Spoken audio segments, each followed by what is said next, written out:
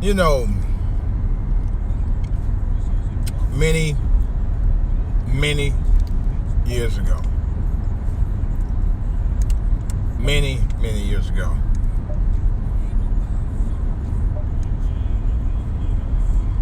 I was 3 years old. Excuse me for 1 second. I'm gonna take a water break quick.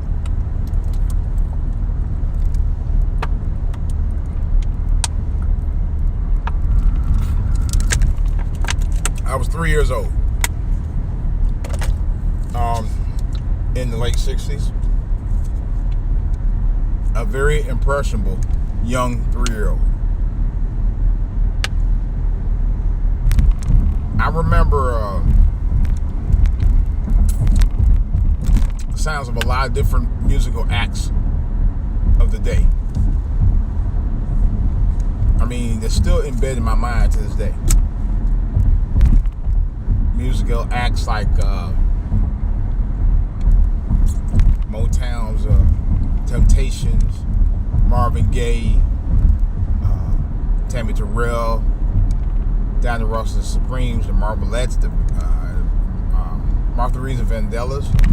Oh my God.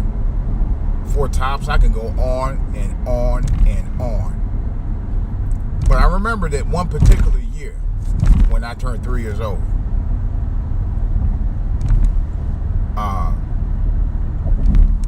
And actually, right not long after my sister was born, that same year, there was this young woman who had the voice of an angel. And she sang songs that stayed in my mind from that time on. I remember those records when I was early in my very young years, at 2-3 years old. Now I'm gonna say this: I don't think I'll remember 5 songs in 5 years that are out now. I don't remember 5 songs from 5 years ago is out now. I mean, that was out 5 years ago. But the songs that she created left an indelible mark on me and influenced me musically. It really did. I mean, among other artists. But I tell you, she was something else.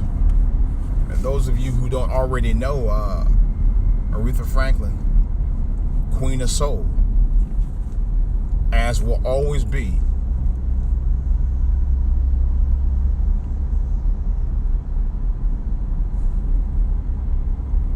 passed away today at the age of 76.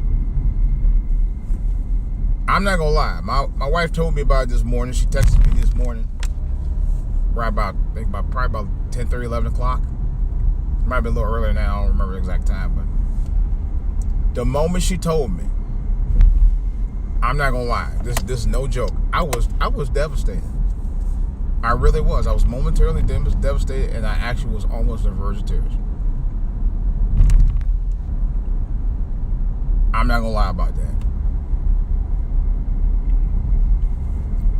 Aretha Franklin was the first artist, or the first woman, before my own mother, that this is no bullshit, before my own flesh and blood told me to respect women at the age of 3 in 1967.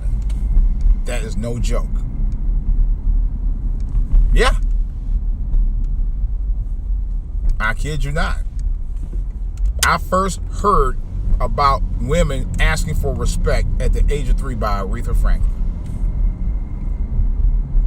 She told me at the age of 3 what women needed. I didn't really understand the meaning of respect at the time, but the song itself, you know, like I said, left an indelible mark. That was one of her biggest records.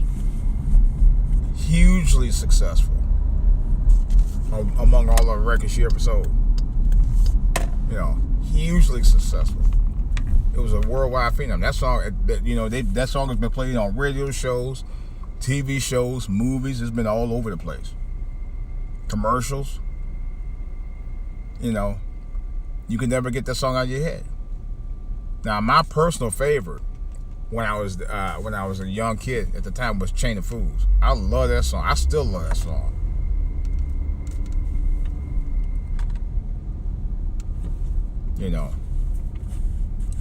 Her records was playing at the discotheques in the late 60s, man. Her records was fire.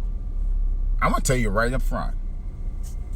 I was just got off the phone with my wife talking about another record I love, like in 71, called Rock Steady. Not the Rock Steady from The Whispers. The original Rock Steady by her. They're two different songs. And it's just, wow. She just had a ton of hits. She just kept cranking hits out well out through the 90s and beyond.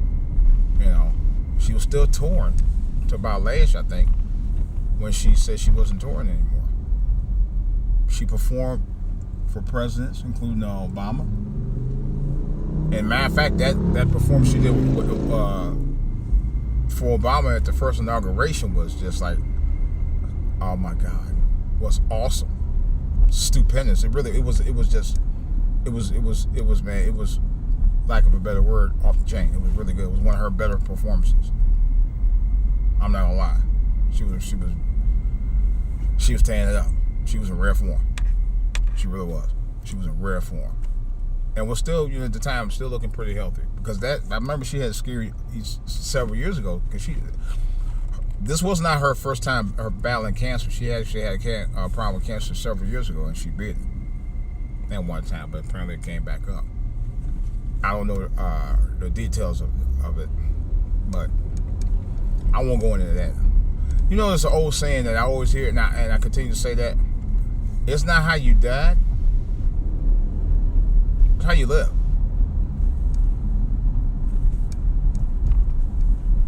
Somebody was saying on a news last night about how much of a diva she really was. It was a local entertainment publisher that talked about that in detail. And she was a diva. I mean, I've heard stories about her for years.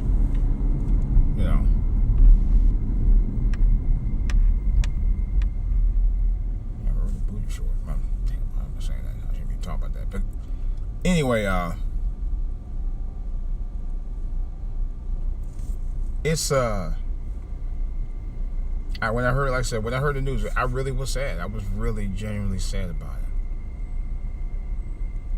I think the last time I felt like that about any major celebrity outside of Michael Jackson and singers like her was, and people like her was Red Fox.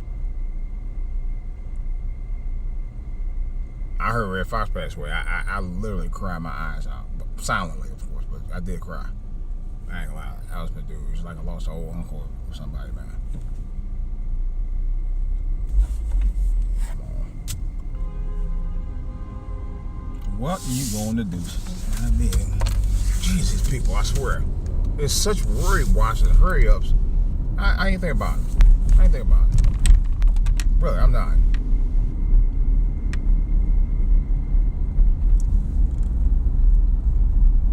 I'm gonna rush out here for y'all to get my. Well, anyway, she.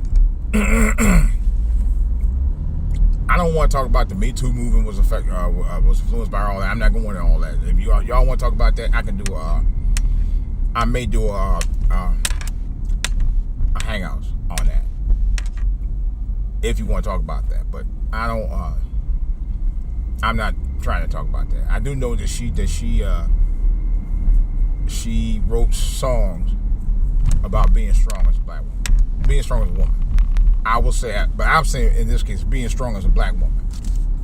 Her songs was definitely pretty much about a lot of that. But she just made great records. Period. I mean, it didn't matter if it was R&B, gospel, or pop. She did. She was a triple threat in the music industry, and that's what made her such a most well-respected artist because of her diversity in music, her long-standing diversity in music. You know, and it left an indelible impression on me. It did. And I'm forever grateful to have been part of that generation that came up as the first wave of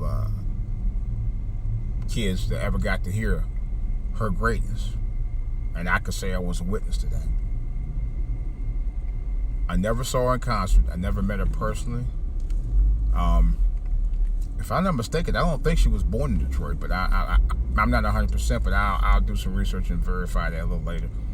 But I do know that her father, C.L. Franklin, was also very well known. He was actually a famous pastor in Detroit. And he was, matter of fact, he was so famous, they actually had, I think he had a radio program on Sundays at the time, back during his era. But he was a very famous pastor. I do know that. Reverend C.L. Franklin. Yep. And she started her career, from my understanding, when she was still a teenager. Singing gospel. Now, I don't have all of that information, but like I said, I'm familiar with her hits from the 60s on up. You know, her bigger hits at the time. But she still continued to make big hits after that, long after that, so. But it did influence me on some respects to get into music. I can honestly say that. You know, she like many other artists was heavily influenced me musically as a child. And that's no joke.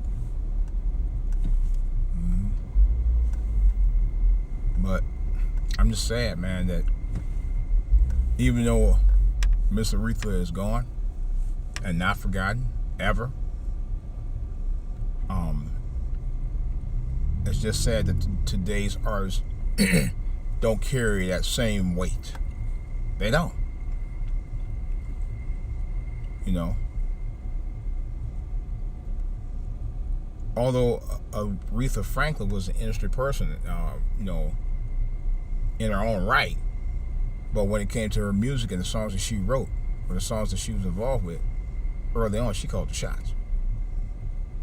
I don't know of 3 female artists today that can do that. The shots are being called on them. You know, maybe Beyonce, maybe, you know, but nothing with the quality of what Aretha Franklin was doing. That's for damn sure. I can tell you that right up front. Not even close. Not even close. You know. And if you notice, one of the things I know about Aretha Franklin wasn't about showing her body like that. Not at the time. Just saying. She did eventually later on, but that's another story.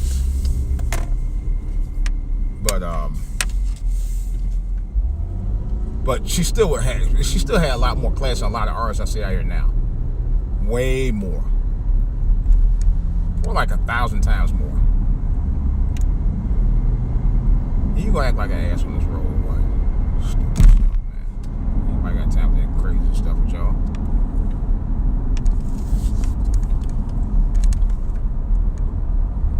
Yeah.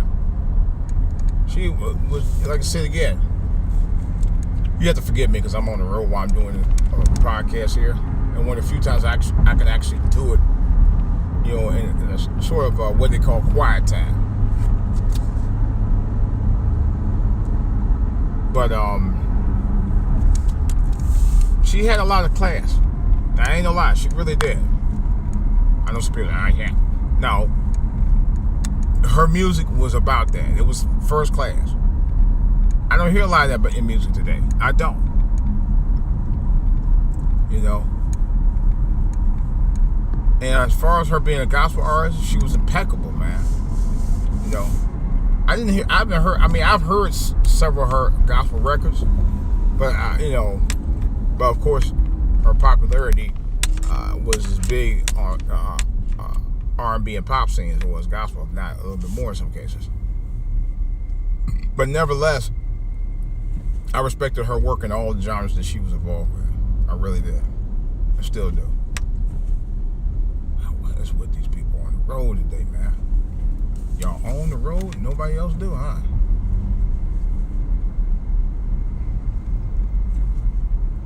Wow. Asshole. Asshole.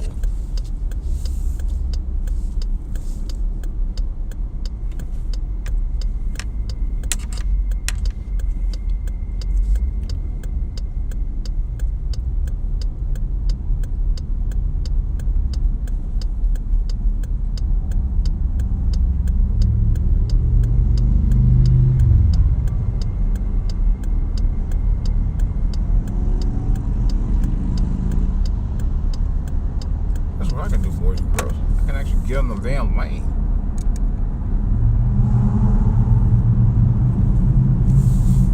I can get this food to get over to the fucking. Oh, excuse my French. I'm sorry, guys. I shouldn't be saying all this, man.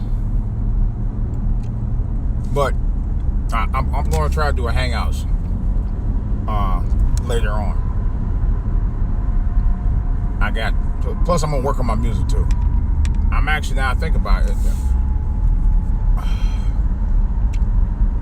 her passing inspires me to do write a couple or do some music anyway. And I'm talking about like old school beats, not that R&B, not the hip hop beats, but old school. I do hip hop beats in a heartbeat. I can do them all day. You know, one thing I can say about her, she was true to her music. There's no doubt about that.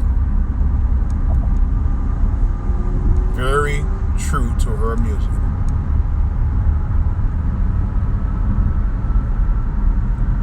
And it's just the fact she was just such an old school singer.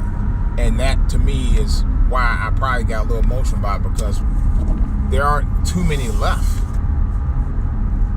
Not from her era either at that. I was like, wow. Very few. Very few. Yeah. That's, because I was thinking about that. And it's just like, wow, it just... I realized it's late. It's only 4 o'clock. Wow. Nevertheless, though, that's pretty much all I got for right now, guys. This is DJ Wolf. I will have more to say about it in a live podcast coming soon. Possibly hangouts. I think I'm gonna do a hangouts tonight.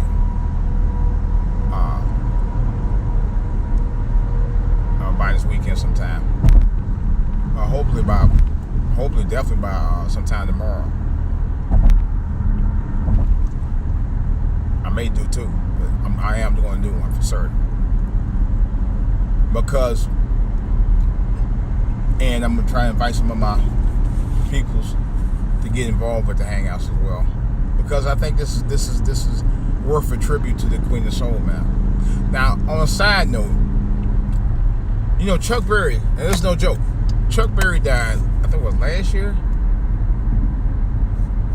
And it was about last year, a couple of years ago. A year before that, something like that. Chuck Berry, in my opinion, did not get the proper send-off that he should have gotten. You heard nothing about the funeral of Chuck Berry. There was no big media blast about Chuck Berry passing away. Nothing. And I'm dead serious. Chuck Berry was as much of a part of American music as Aretha Franklin was. Matter of fact, Chuck Berry was already a well-known, established artist by the time Aretha Franklin got her first big hit. And that's what kind of offended me. Because I thought about that too. I was like, wait a minute. Chuck Berry, as far as I'm concerned, the undisputable king of rock and roll. As far as I'm concerned. and anybody else who knows about real music and how it got its origins. You know, they didn't make that big deal about him. I know why. Because to make a deal about Chuck Berry would be to focus on who really was the king of rock and roll. I thought about that. I thought about that today at work. They never really put the spotlight on Chuck Berry. They never even called him the king of rock and roll. They just talked about he was influential rock and roll artist. Yeah, they did. Guaranteed they'll be talking about Aretha Franklin for about a good 2 weeks. I'd be surprised if they don't, but I bet you they do.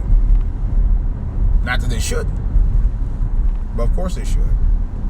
But I definitely thought that some of the likes of a Chuck Berry definitely should have been talked about because he was definitely a pioneer. He was a pioneer of music. Aretha Franklin pioneered her music. Tell you the truth. She was. There's no doubt about that.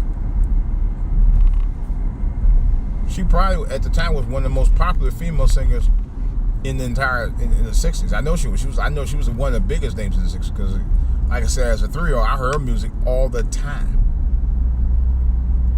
That's why I said I identify with her. She was the first big.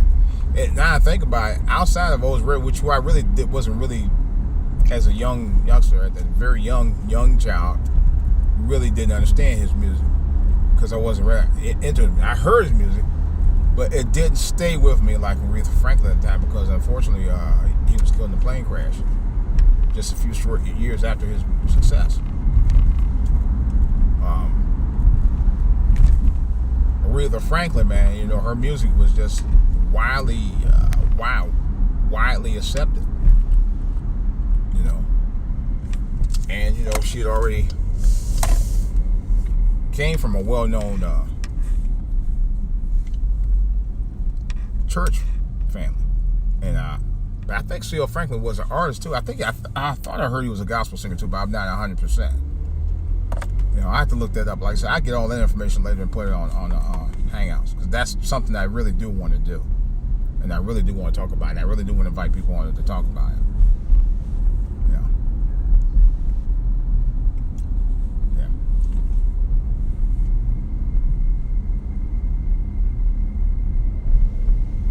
Wow.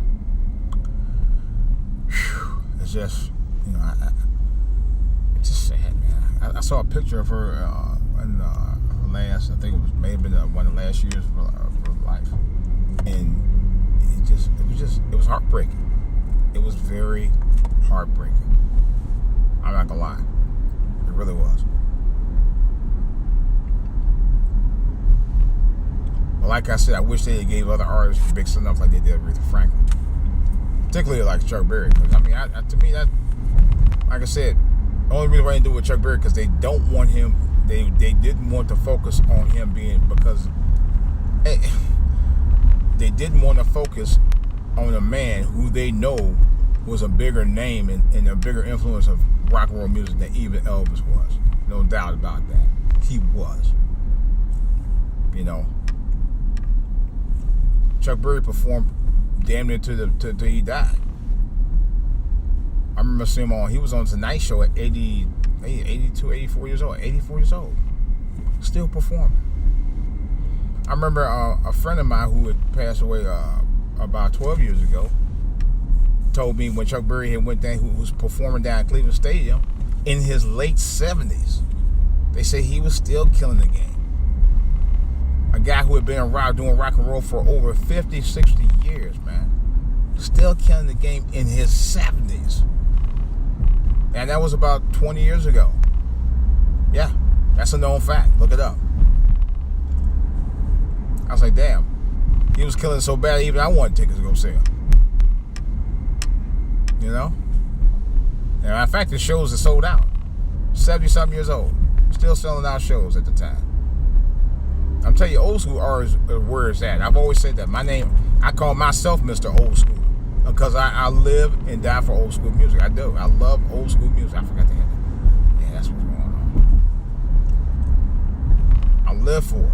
I love old school music. Old school music had played an important role in my life, and Aretha Franklin, God rest her soul, man, played a big part of it early on in my formative years, and this is not a joke. Yep. I ain't saying about what I know. I mean, what I thought. I ain't saying what I heard. I ain't saying what somebody told me. This is facts. Yep. Wow. Jeez. But I don't know. Just I am devastated. I'm not gonna lie. I almost walked out the office crying. I was still thinking about it throughout the day, man. Almost at that point now. Wow. Well, I want to definitely have to do a hangout somewhere to pull up some documents and really go over the greatness that was Aretha Franklin. Wow. Rest in peace, my queen. This is DJ Wolf.